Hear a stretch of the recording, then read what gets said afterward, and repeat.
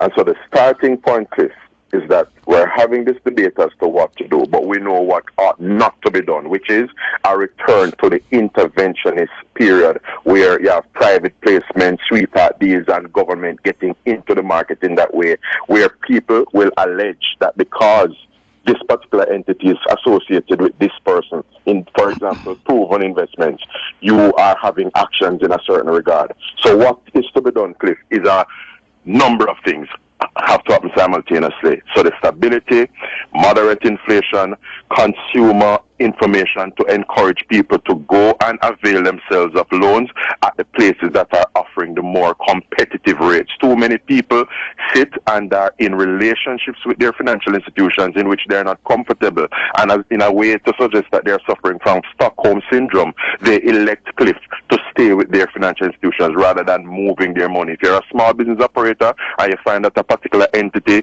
is not going on well, you should elect to take up your resources and go elsewhere. You should also have from the finance minister what Audley Shaw did years ago, which is moral suasion, a sustained calling out of the banks. But the big question now, Cliff, is the asset tax, because the head of the Bankers Association will tell you that by virtue of the asset tax that they take umbrage to, essentially, the market, the banks have not been as responsive, and which is why Julian has suggested a certain move in relation to the asset tax. The challenge is that if you are to move on the asset tax, you will have to demonstrate where at this time you'll be making up the revenues from. And I note, I don't want to say too much on that score, because I know that the finance minister will be closing the budget debate. The prime minister himself will speak in the debate as well. So you'll hear some of the JLP's prescriptions, particularly on this vexing issue of the recalcitrance, as it were, of our financial institutions in coming south with the interest rates.